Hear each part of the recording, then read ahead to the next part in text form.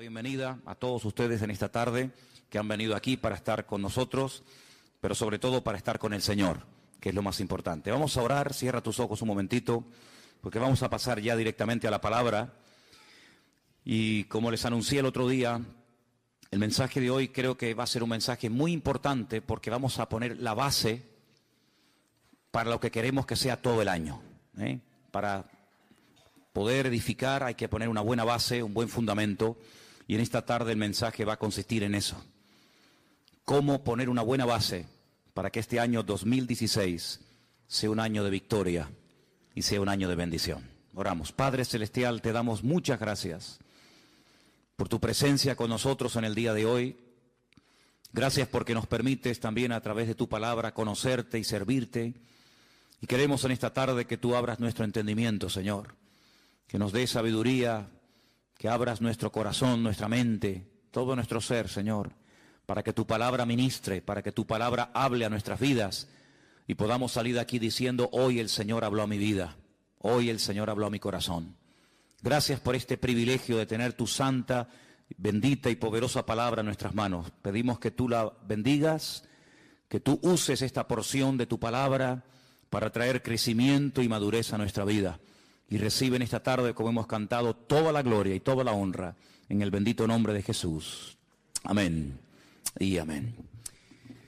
A principio de año hay muchas personas que hacen todo tipo de promesas, incluso apuntan en libretas los objetivos y las metas que quieren alcanzar. Y todos los años hay personas que siempre se ponen las mismas metas del año anterior y del otro y del otro. Primero, perder peso. Dicen que en este año o en las fiestas generalmente la gente engorda un promedio de 4 a 5 kilos. En algunos de ustedes se ha cumplido la profecía, Así que todos los años, la primera semana, los primeros 15 días del mes de enero, decimos, hay que perder esos kilos que hemos adquirido el año pasado.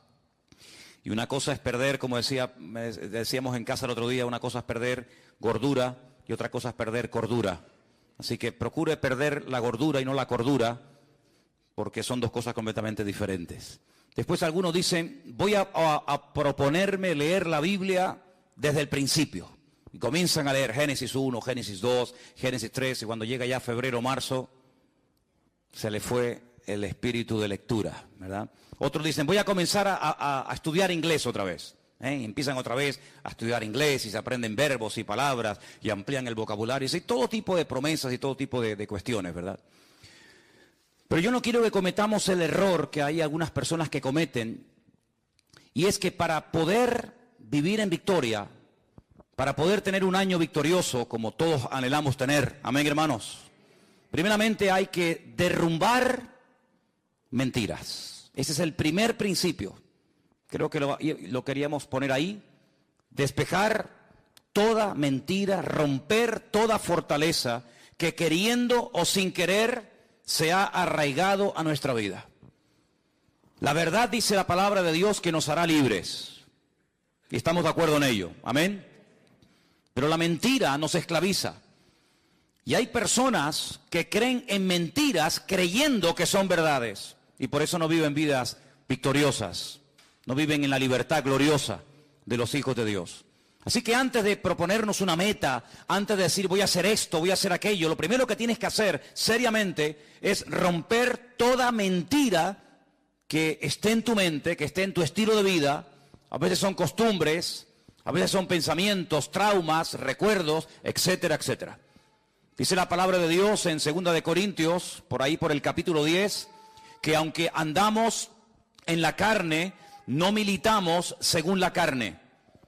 Porque las armas de nuestra milicia no son carnales, son poderosas en Dios para la destrucción de fortalezas, llevando cautivo todo pensamiento a la obediencia de Cristo. Tú no vas a ser libre, nunca, jamás serás libre, a menos que primeramente eches con verdades las mentiras que están en tu mente. ¿Cómo se puede vencer la mentira? Con la verdad. Por cada mentira que logres vencer hay que plantar una verdad en tu vida. Es lo primero que tienes que hacer. Hablaremos de esas mentiras en esta tarde. En segundo lugar, edificar nuestra vida sobre verdades. Ya hemos destruido las mentiras, ya las hemos eliminado, ya las hemos derrotado con la verdad de la palabra de Dios, pero ahora la verdad tiene que ser la base, tiene que ser el fundamento sobre el que vamos a construir nuestra familia, nuestro ministerio. Todo lo que vayamos a hacer en la vida tiene que tener una base, pero una base verdadera, un fundamento firme, no arenas movedizas, para que podamos aguantar los avatares y problemas y luchas y pruebas de la vida. Y finalmente, una vez que hemos destruido y roto fortalezas de mentira, hemos puesto un buen fundamento basado en la verdad, tenemos que interiorizar y practicar esas verdades. Hay gente que sabe muchas verdades, muchísimas, pero luego no las viven, luego no las practican. Y si queremos realmente que el año 2016 sea un año victorioso, lo primero, guerra a la mentira. Vamos a hacerle guerra a la mentira con la espada de la verdad, con el poder de la verdad. La verdad dice que nos hará libres. Pues si nos hace libres la verdad, practiquemos la verdad. Derrumbemos, rompamos toda mentira, todo complejo, todo trauma, toda mala historia con la verdad. Edifiquemos sobre esas verdades y practiquemos esas verdades y entonces vamos a ver grandes resultados. Pero decir, voy a leer la Biblia entera, voy a orar más, voy a comprometerme más con la iglesia y con el Señor, voy a estudiar más la palabra del Señor, voy a apuntarme a una escuela bíblica para adquirir conocimiento, voy a hacer y voy a hacer y voy a hacer. Pero si no has roto las mentiras de tu vida, esas mentiras van a ser como esas malas hierbas que a veces ahogan la semilla y aunque la semilla se plantó en tu corazón no dio fruto, porque dice la Biblia que a veces la semilla fue ahogada por las malas hierbas. Y queremos arrancar las malas hierbas de cuajo. ¿Cuántos dicen amén?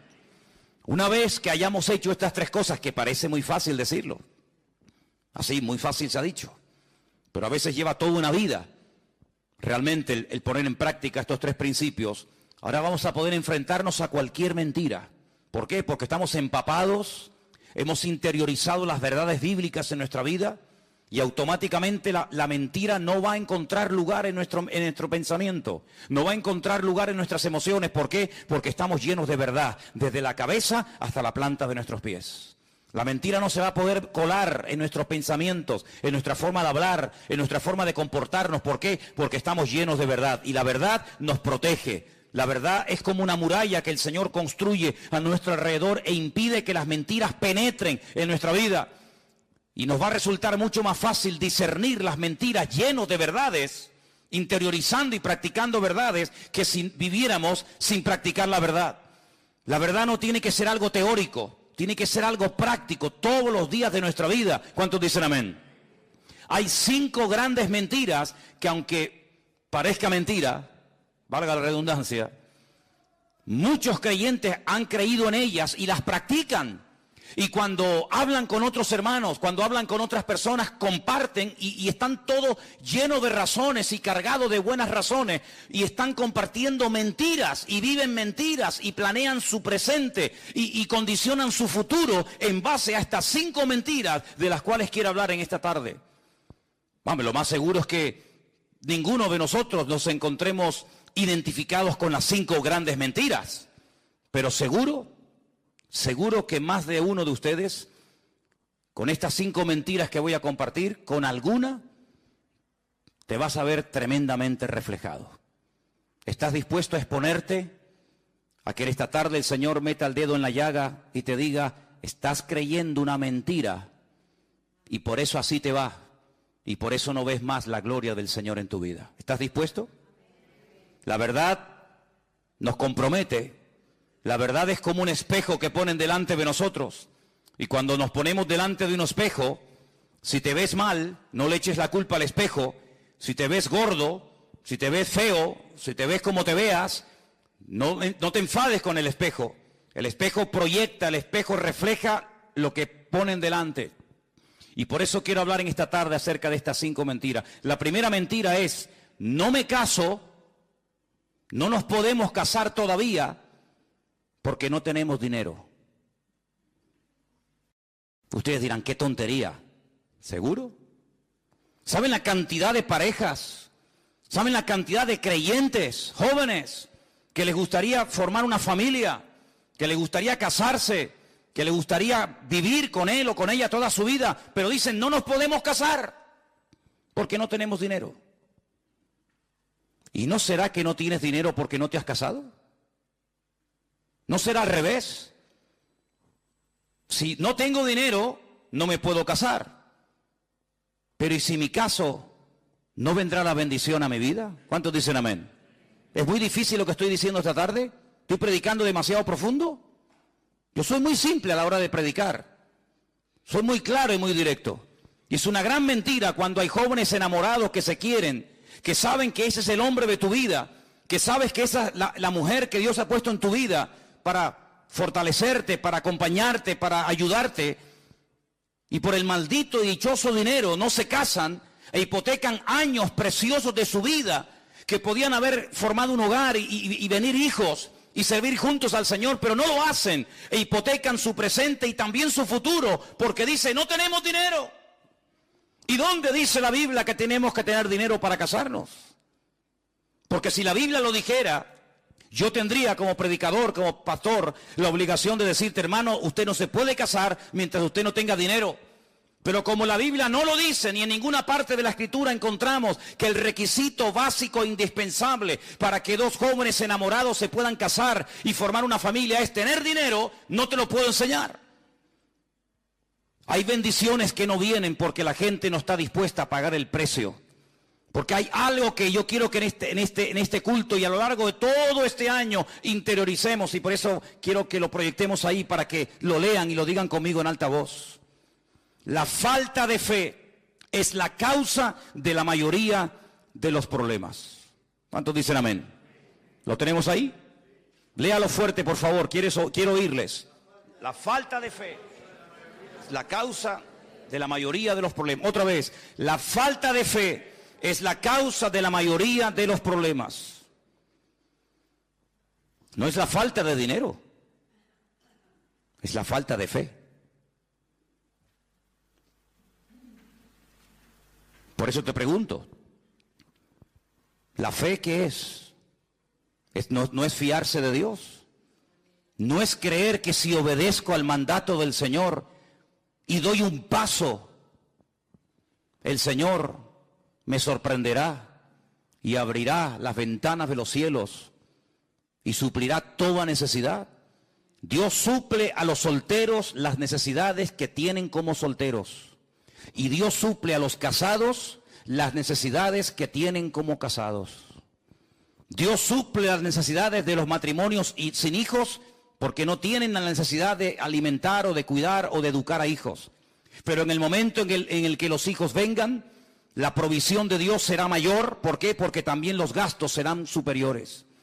En otras palabras, según tú vivas, según la condición en la que te encuentres, así verás la gloria del Señor en tu vida y así el Señor te tratará. Si como soltero no tienes tantos gastos como se tiene evidentemente cuando uno se casa y no tienes las responsabilidades de atender un hogar, ¿para qué quieres tanta provisión de Dios? La provisión de Dios es proporcional a la necesidad que tienes en el momento en el que vives. Si no hay necesidad de criar hijos, Dios no te va a dar medios para criar hijos. ¿Por qué? Porque no los tienes. Pero en el momento en que los tengas, en el momento en el que necesites comprarle libros, ropa, zapatos, etcétera, etcétera, el Señor te dará todo eso por añadidura, porque el Señor nunca le deberá nada a nadie. ¿Cuántos dicen amén? Así que si hay alguien aquí en la iglesia o alguien que nos escucha por internet y está frenando la bendición en su vida, porque hermanos, hay personas que frenan, que detienen la bendición de Dios, está sobre sus cabezas, pero no se mueven, no se fían de Dios, quieren moverse en su seguridad. Y si yo les contara la falsa seguridad que produce el dinero, se quedarían con la boca abierta de ver gente que hoy tenían su futuro arreglado, lo tenían todo dispuesto y preparado para pasar una buena vejez, y así, en un minuto, se les fue todo. ¿Cuántas personas ahorraron? ¿Cuántas personas metieron en bancos, en fondos de pensiones, sus ahorros, pocos o muchos? Y por las razones que no vamos a entrar ahora a cuestionar, lo perdieron absolutamente todo. Ahora podemos entender por qué la Biblia nos enseña, bienaventurado el varón que confía en el Señor su Dios y no en el hombre. ¿Cuántos dicen amén? Si estás enamorado y el Señor te ha mostrado que ese es el hombre de tu vida, que esa es la mujer que Dios ha puesto en tu camino, da el paso de fe. Obedece al Señor. No te expongas a la tentación. No entres en un terreno peligroso por miedo a que Dios te va a fallar. ¿Y de qué voy a vivir? ¿Y qué voy a comer? ¿Y qué voy a vestir? ¿No le suenan estas palabras? ¿No le suenan estas palabras? Me llama la atención que hace 2000 años atrás, nuestro amado y querido Señor Jesucristo dijo: los gentiles, la gente que no me tienen a mí, la gente que no me conoce a mí, la gente que no cree en mis promesas, están todo el día dándole vueltas a la cabeza qué voy a comer y qué voy a ponerme de ropa y dónde voy a ir y cómo voy a pagar esto. Así hablan los gentiles. Escucha un par de minutos a un inconverso y al momento te darás cuenta, este no tiene el Dios que yo tengo. Hace unos días una persona de este barrio me dice: para mí el 2016 va a ser exactamente igual que el 2015. Simplemente que en vez de poner en un papel 15, cambiaré un numerito y pondré 16. Qué triste llegar a una cierta edad en la vida y ver una persona que para él es lo mismo el 13, el 14, el 15, el 16, el 20 o el 40. ¿Por qué? Porque no tiene un Dios grande. No conoce a un Dios poderoso como el que tú y yo tenemos. ¿Cuántos dicen amén? Yo no me quiero poner como ejemplo de nada. Pero si algún día quieren saber en qué condiciones, cómo nos casamos Elena y yo, la verdad es que a veces me río cuando veo gente que dice: es que no me caso porque no tenemos dinero. Les digo sinceramente que cuando tú te fíes del Señor y te dejes de planificar tu vida y de organizar hasta el último momento de tu vida. Saben, hermanos, una de las cosas que el Señor nos enseñó el año pasado, y prácticamente está ahí a la vuelta de la esquina, como quien dice, es a no depender de nosotros mismos, a no confiar en nosotros mismos, sino a confiar 100% en el Señor. ¿Cuántos dicen amén? Y en estos tiempos de crisis, muchos hermanos vieron más la gloria y la provisión de Dios que cuando tenían abundancia y les sobraba de todo. Porque como dije recientemente en uno de los cultos más atrás, en la Biblia se nos enseña a vivir el día a día y no el mes a mes. Dice la Biblia: el pan nuestro de cada día, dánoslo hoy. Si el Señor te ha respondido y te ha mostrado y hay confirmación y hay paz en tu corazón de que ese es el chico, la chica, el hombre, la mujer de Dios para tu vida, adelante, adelante. Y el Señor, la bendición que está sobre tu cabeza, te la derramará y te quedarás sorprendido. Y después vas a decir: ¿por qué no me casé antes? ¿Cuántos dicen amén? La segunda gran mentira que muchos creen, y no te puedes imaginar cuántos creyentes creen en esta gran mentira, es que yo sé que Él es el hombre de mi vida, yo sé que ella es la mujer de Dios para mi vida, pero no nos podemos casar, porque si nos casamos, me quitan la paga. Porque ustedes saben que en este país, no sé los viudos, pero a las viudas reciben una paga de 150.000 euros mensuales. ¿Sabían eso, no? ¿No? En España a las viudas les dan 150.000 euros mensuales. Ay, perdón, 400. Exagerado soy. ¿Qué estaría yo pensando? 400 euros le dan, nada más o menos. 500. Pero hermanos, 500 euros es un billete, ¿sí o no? ¿Los han visto alguna vez? Dice, no. Bueno, existen, hermano, existen. Son rosaditos, pero hay poco. No están mucho en las iglesias. Suelen estar por Suiza, paraísos fiscales, de banco en banco, de casino en casino. No les gustan mucho los cultos, no frecuentan mucho los cultos. Las moneditas sí. Hola, ¿qué tal? Vengo del culto. Esta mañana estuve en la iglesia bautista. ¿Dónde vas? Estar a la iglesia de Manolo. Eso sí, eso se van. Son muy espirituales las monedas. Los de 500 son carnales. No les gusta pisar una iglesia. No les gusta nada del Señor. No sé por qué será. Pero existen. Hermanos, ¿sabe qué? A veces somos muy propensos a cuestionar y a criticar a ciertos y determinados personajes de la Biblia por lo que hicieron o por lo que dijeron. Decimos, pero Pedro, ¿cómo pudiste negar del Señor? Dudar del Señor y ahogarte cuando estabas caminando por encima de las aguas y viste al Señor a tu lado? ¿Cómo pudiste dudar? Hermano, ¿y nosotros? ¿Y nosotros? ¿Y cómo pudo Moisés bajar de la montaña después de haber estado 40 días de ayuno y oración y tirar por el suelo la obra de Dios, las tablas de los 10 mandamientos en un momento de enfado? ¿Cómo pudo hacer aquello? Ay, hermano, ¿y usted y yo? No hemos perdido nunca los nervios ni nos hemos enfadado, todos los hemos hecho perfectos. ¿Y cómo pudo fulanito? ¿Y cómo pudo David? ¿Y cómo pudo menganito hacer tal y aquello? Ay, hermano. ¿Y cómo es posible que un cristiano que lleve toda la vida en la iglesia sea capaz de vivir años y años en adulterio, acostándose cada semana y cada día con su marido, con su esposa, y no queriendo poner su vida en orden por una paga de 400 euros? ¿Así valoras a Dios? ¿Eso es lo que vale tu testimonio? ¿Eso es lo que vale la santidad? ¿400 euros? ¿500? ¿600? ¿1000? ¿1 millón? ¿Eso es lo que vale tu santidad? Qué bonito es venir a la iglesia y hacer lo que me da la gana, ¿verdad? Qué bonito es decir, no, yo organizo mi vida, mi tiempo, mis pagas, mi tiempo libre, mi mujer, mi marido, mi esto y aquello, pero después voy al culto y el Dios me tiene que hablar, me tiene que bendecir, me tiene que ayudar, me tiene que dar trabajo, tiene que proveerme esto y aquello. Pero hermano, las condiciones no las pone usted, las condiciones las pone el Señor. ¿Cuántos dicen amén? Y sin santidad, mi Biblia dice, y la suya también, sin santidad nadie verá al Señor. Pues lamentablemente tengo que decir que he conocido y conozco creyentes que no se casan ni ponen su vida en orden porque el Estado les quita la paga. Y hermanos queridos, ¿y no creen ustedes que a lo mejor si se pusieran en orden delante del Señor, el Señor le daría mucho más que esa paga del hombre? Y verían cómo el Señor es fiel y cómo el Señor bendice a la persona obediente y que se fía de Dios. ¿Cuántos lo creen conmigo? Gloria a Dios. Otra gran mentira, no nos casamos porque no tenemos dinero, no nos casamos porque nos quitan la paga. ¿Quiere más?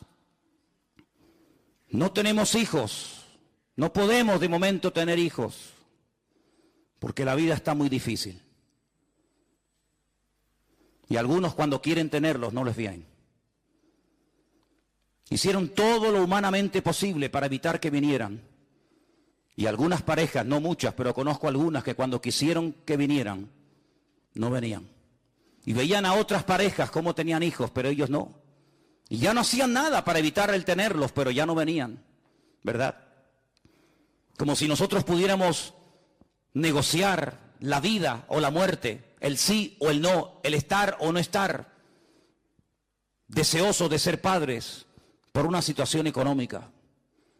Ya sé que la vida que vivieron nuestros padres, nuestros abuelos y nuestros antepasados no tiene nada que ver con la vida, con las exigencias de un joven, de un niño, de una pareja hoy en día. Ya sé todo eso, ya lo sé.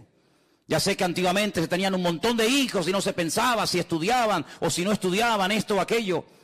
Pero no nos habremos complicado la vida nosotros los creyentes y cuestionamos o dudamos de la provisión de Dios con la excusa de que como estamos pasando tiempos difíciles y tiempos de excusa, lo que tenemos que hacer es sacrificarnos y no tener hijos, cuando la Biblia dice que la bendición de Dios para un matrimonio son los hijos. La herencia del Señor son los hijos. ¿Por qué no quieres la herencia de Dios?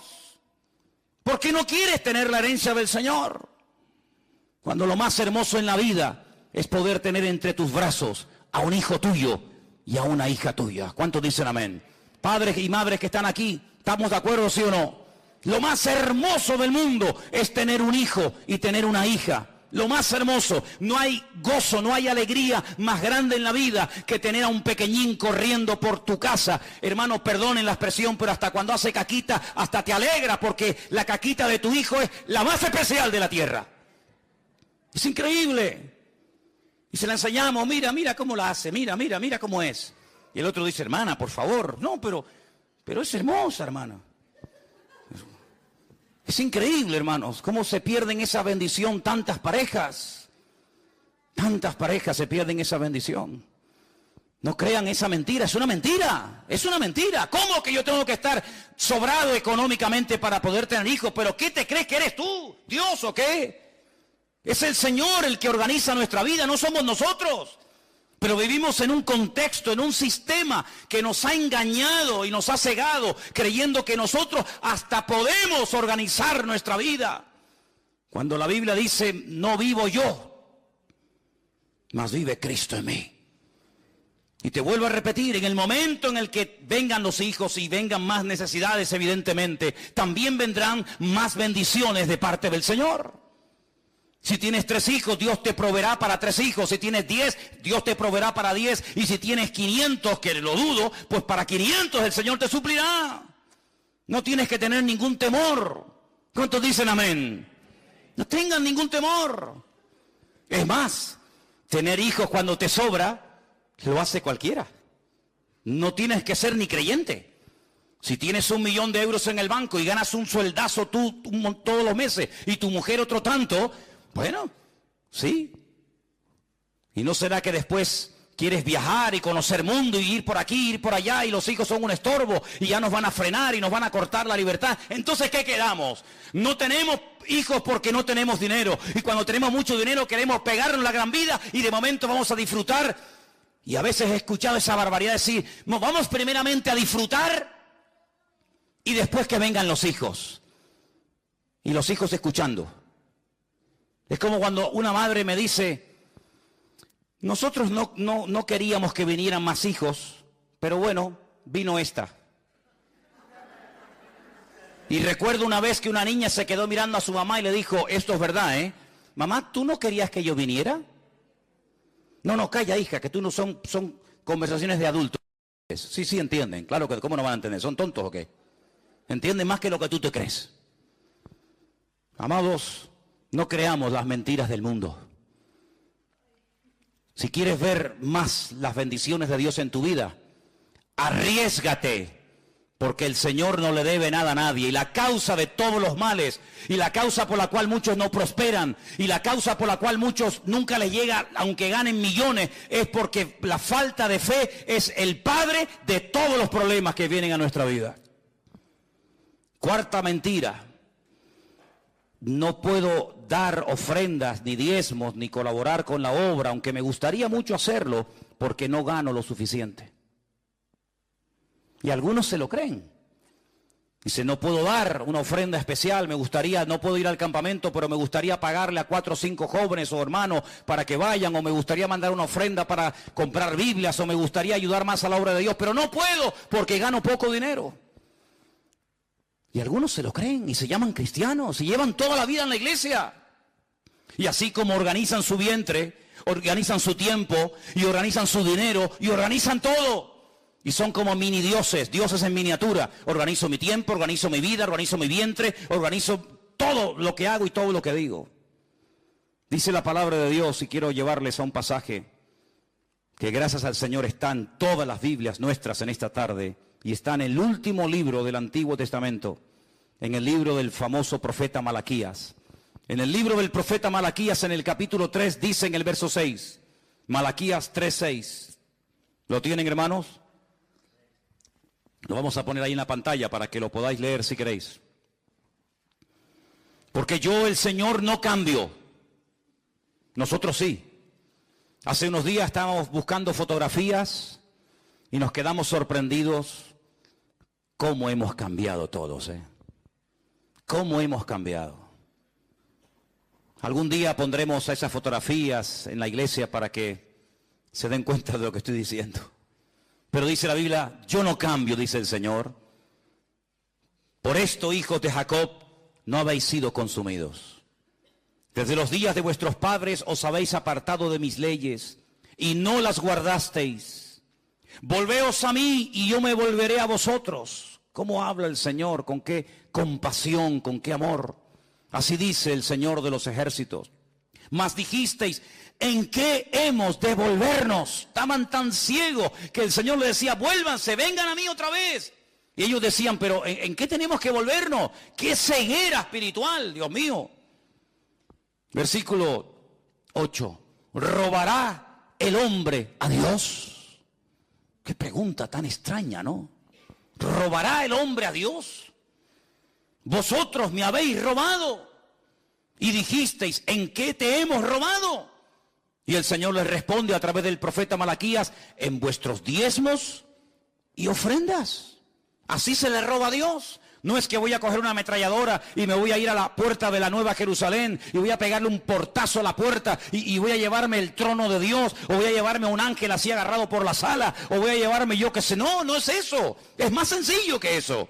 No hay que ser tan espiritualoide, sino el Señor dice, ustedes, toda la nación, a mí me han robado. Y la nación dice, pero robar a Dios, pero ¿cómo se le puede robar a Dios?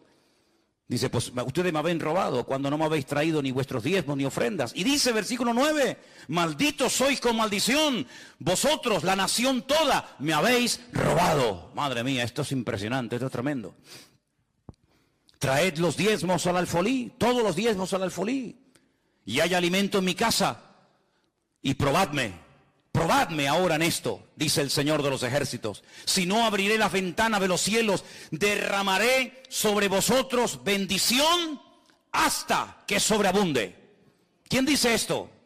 El Señor lo está diciendo a través de su bendita palabra. Y dice algo más en el verso 11, que a veces parece como que no es importante, pero es muy importante. Dice, reprenderé, aparte de lo que ya ha dicho en el versículo 10, añade, reprenderé también por vosotros al devorador. Mi pregunta es, ¿quién es este devorador? ¿Quién es este? ¿Quién es el devorador?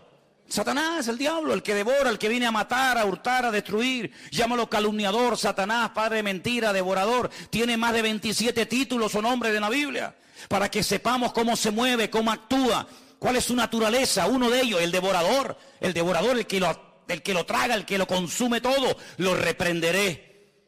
Y no os destruirá el fruto de la tierra, ni vuestra vid en el campo será estéril, dice el Señor de los ejércitos. Amigo, yo creo que Él tiene la suficiente credibilidad como para creer en Él y no dudar de Él, ¿sí o no? Esto no es una promesa de Zapatero, ni de Rajoy, ni de fulano de Mengacho, es una promesa del Señor. Yo reprenderé al devorador. Habrán millones de insectos y millones de plagas en el mundo, pero si ustedes hacen lo que tienen que hacer, yo mantendré a raya, yo lo mantendré a raya. Vuestra vid no se va a echar a perder. Habrá bendición hasta que sobreabunde, dice el Señor. Y todas las naciones, versículo 12, todas las naciones os dirán, bienaventurados, porque seréis tierra deseable, dice el Señor de los ejércitos. Unas promesas tremendas, que muy pocas veces se leen, pero en este primer domingo del año creo que vienen bien leerlas. Entonces, haga lo que tiene que hacer, cumpla delante de su Dios con lo que tenga que cumplir y deje los resultados en las manos del Señor. Yo no soy como esos predicadores que abundan por ahí, cada vez hay más, lamentablemente, que todo lo arreglan con diezmos y ofrendas. Usted está enfermo, ofrende y diezme. Usted tiene un problema en el matrimonio, ofrende y diezme. Yo no soy de esos cuatreros del púlpito que despellejan a las ovejas y se pegan la gran vida a costa de la pobre gente. Yo no soy de esos.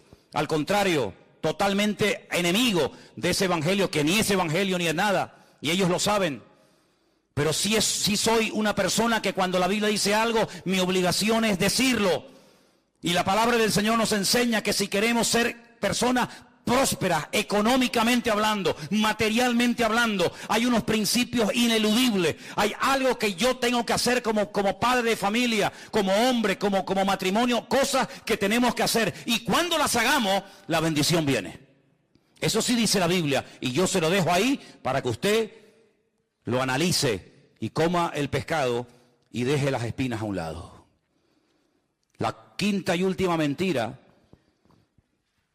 no puedo asistir a los cultos, tengo que trabajar mucho, tengo que hacer muchas horas extras, porque tengo muchas cosas que pagar, tengo muchos gastos, y han creído en la mentira que cuanto más horas trabajan, más dinero van a ganar.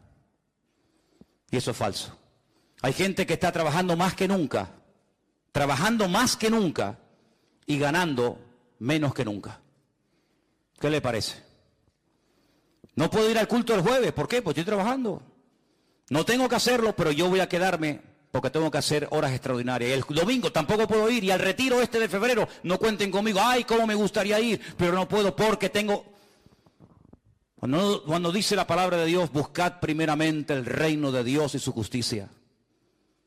Y todas las demás cosas vendrán por añadidura. Yo me imagino, y por eso me adelanto, para que no se infiltre esa mentira entre nosotros con este anuncio que acabo de dar hace un instante del retiro para el mes de febrero, que algunos ya habrán dicho en su corazón, ¿cómo me gustaría ir? Pero no tengo dinero. Y si tú supieras que es al revés, lo primero que tienes que hacer es, yo voy a ir, porque si yo voy a ir, el Señor me va a dar el dinero para poder ir. Yo he ido docenas de veces a Israel. Jamás en mi vida me he preguntado cómo voy a ir. El Señor, cuando ve que hay en el corazón de una persona un deseo genuino y real de conocer y de visitar su tierra, el Señor a esa persona milagrosamente le provee todo lo necesario para que pueda ir. Hace años que aprendí, y lo aprendí, y ahora les voy a contar un testimonio que por poco me cuesta la vida. Aprendí que mi agenda y aprendí que mis necesidades, quien las suple es el Señor. En el año 90, fíjate lo que ha llovido, algunos de ustedes ni habían nacido. En el año 90, en enero del 90, yo me encontraba en lo alto de una montaña en Galicia orando. Tenía un coche muy lindo que me habían regalado mis suegros. Yo lo quería vender porque mi ilusión era ir a Argentina, en aquellos años del gran despertar y del gran avivamiento del Señor en aquel país. Yo quería ir allí. Y mis planes, mis proyectos, mis ideas geniales y maravillosas eran vender el coche. Y como en aquellos tiempos la vida allí era tan económica, pues yo lo que quería era vender el coche, comprarme los billetes que se compraban en aquella época de segunda mano, una cosa que suena impensable hoy en día. Personas que venían a España y vendían el billete de vuelta, ¿qué te parece? Y llevarme un dinerito para estar allí unos meses y ver el mover de Dios allí. Y yo oraba y confiaba de que ese coche me iba a proveer mis necesidades. Pero la pregunta es, ¿quién es el que suple nuestras necesidades? ¿El coche? ¿El oro? ¿El trabajo? ¿Quién suple las necesidades de un creyente?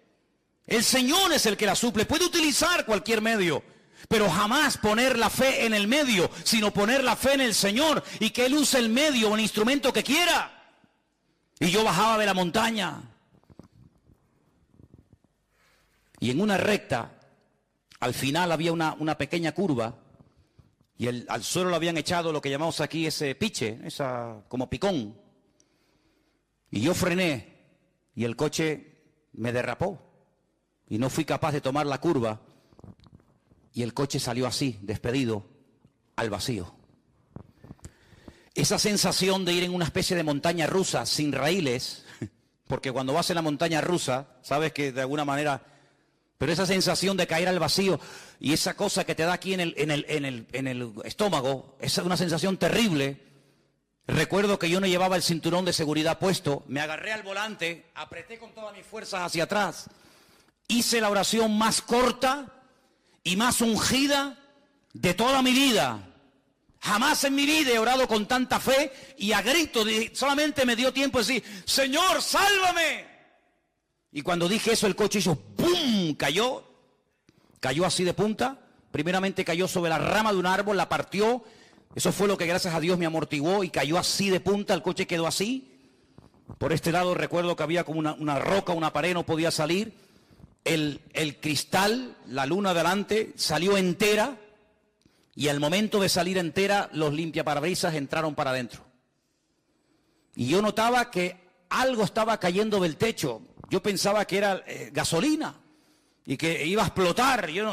Es una cosa tan terrible. Y yo miraba para el techo y decía, pero yo no veo que cae nada. Y cuando hice así me toqué y tenía todas las manos llenas de sangre. Pero mi preocupación no era ni la sangre, mi preocupación era mi coche que se ha roto. ¿Cómo me voy a Argentina ahora? ¿Cómo compro los billetes ahora? Y entonces salí del coche, me subí arriba a la carretera, venía un tractor. Y entonces lo paré y le pedí que por favor me ayudaran a sacar del fondo del barranco mi coche. Y el hombre me dice, pero ¿dónde está tu coche? Digo, está allá abajo. Cuando el hombre se asomó dice, ¿pero tú has salido de ahí? Digo, sí, de ahí salí. Bajó con el tractor, me sacó el coche era un acordeón, hermanos, un acordeón. Solamente quedó una rueda, las demás las reventó todas, la palanca de cambio desapareció, el coche era, pobrecito, un acordeón. Me fui a una casa por ahí por el campo, le pedí a una señora que me dejara entrar en casa para lavarme, para que cuando llegara a casa Elena no me viera todo lleno de sangre, todo sucio. Y entonces me dejó pasar al baño, la mujer, sí, pasa. Y estando allí, lavándome la cara, se me fue el conocimiento, volví otra vez y perdí el coche. Yo entré en una crisis de fe, una crisis de no sé de qué. ¿Y ahora cómo me voy, Señor? Y ahora cómo ya me había despedido de la iglesia, ya habíamos entregado a la iglesia a otro pastor, que después la pastoreó 10 años más después de nosotros. Hermanos, comenzamos a visitar iglesias para despedirnos y cada vez que íbamos a una iglesia nos daban ofrendas. Y cuando llegábamos a casa, comenzábamos a ver las ofrendas que los hermanos nos daban. Y fue algo tan impresionante, hermanos. Pudimos ir a Argentina, pudimos estar un tiempo allí. El Señor, el tiempo que estuvimos allí, viviendo totalmente por fe, nos permitió recorrer el país de punta a punta. El Señor suplió todas nuestras necesidades de una forma milagrosa. Fuimos con billete de ida y no con billete de vuelta. Pero cuando teníamos que volver, una iglesia puso unas cajas de cartón así, la iglesia Santuario de Fe en la ciudad de Rosario, en Argentina, Pastor Norberto Carlini, y puso unas cajas y dijo, hermanos, Manolo y Elena han sido una bendición para nosotros este tiempo que han estado aquí, vamos a bendecirlo. Ellos han sentido volver a su tierra y la gente comenzaba a pasar y llenaban cajas de billetes y pudimos comprar los billetes de vuelta.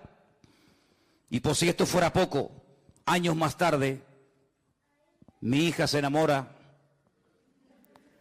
de un argentino. Y esa fue la guinda que coronó el pastel, ¿no? De la misma ciudad donde vivimos nosotros. Amados, si no estamos dispuestos a pagar un precio, seremos toda la vida cristianos mediocres. Iglesias de barrio, pobrecitas, que no tienen una visión mucho más allá que simplemente pagar la luz y el agua y sobrevivir mensualmente. Hermanos, tenemos que ampliar nuestra visión. Tenemos que creer que nuestro Dios es un Dios grande, que no lo limita nada ni nadie, pero sí nosotros podemos llegar a limitar a nuestro Dios con nuestra forma de hablar, creyendo en estas 5 mentiras, que simplemente he mencionado 5, podría mencionar otras más. Pero tenemos en este año que producir, activar nuestra fe de tal manera que podamos ir mucho más allá de lo que, gloria al Señor, hasta el día de hoy hemos podido llegar, porque nuestro Dios es el Dios todopoderoso. ¿Cuántos dicen amén?